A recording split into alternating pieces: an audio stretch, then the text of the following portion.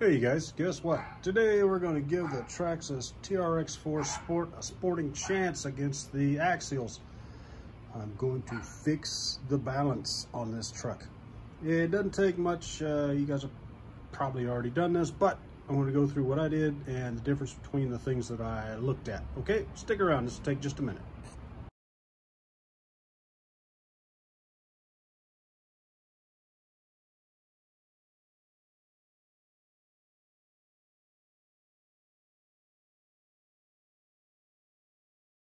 All right, today, guys, we're going to cover the Traxxas inner fenders. They have two different kits of these inner fenders for the TRX-4s. They've got the 8080 and the 8072.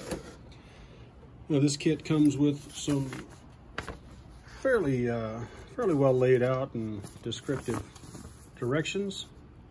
One thing that you should take note of is this part right up here, because it tells you that when you mount this on the TRX-4 Sport that you have to reverse the body mounts. It shows you the arrows there. Instead of pointing forward, it's got to point backwards. Something you should keep in mind. It'll save you about 10 minutes turning that dang thing around and lining it back up.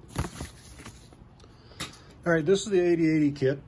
They have the 8080 and the 8072. The 8072 doesn't come with the crossbar for the body mount in the back. If you don't get that, you get the you have the stock one that really isn't of much use to you, because this doesn't line up with anything once you get it on there, because it originally went in there like that and it doesn't connect anymore. The interesting thing about these is when you change out the inner fenders, it's not just a bolt-on thing. You have to take your old ones off, and taking them off really isn't that difficult. It's just kind of tedious and time consuming to get it all off and put all of the screws back in, because you have the screws for the crossbar on the top, the ones underneath, and lining everything back up, and then lining up the shocks. The shocks are actually, they're difficult to say the least. They're a royal pain in the neck to get that to line up half the time, especially considering it's all black and the screw's black and you can't really see in there very well. Even with the wheels off, I had an issue getting those in there. This kit comes with the plugs for the rock lights. You can put the rock lights in there and wire them up however you like.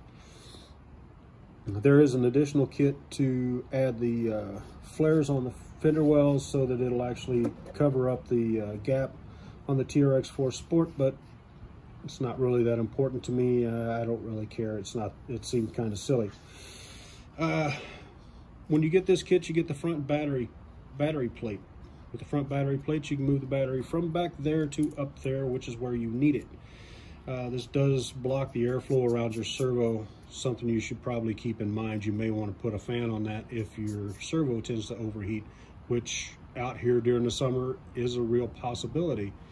After an hour or so of really quick turns, you will overheat that servo and it will stop or lock up or burn out on you.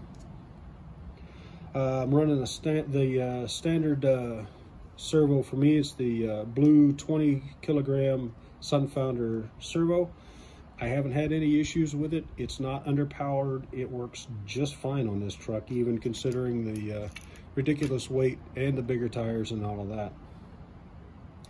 Anyway, now that we've got it all in there and we've got everything set up, we'll take it out to the trail and we'll see if we need to do any additional tuning.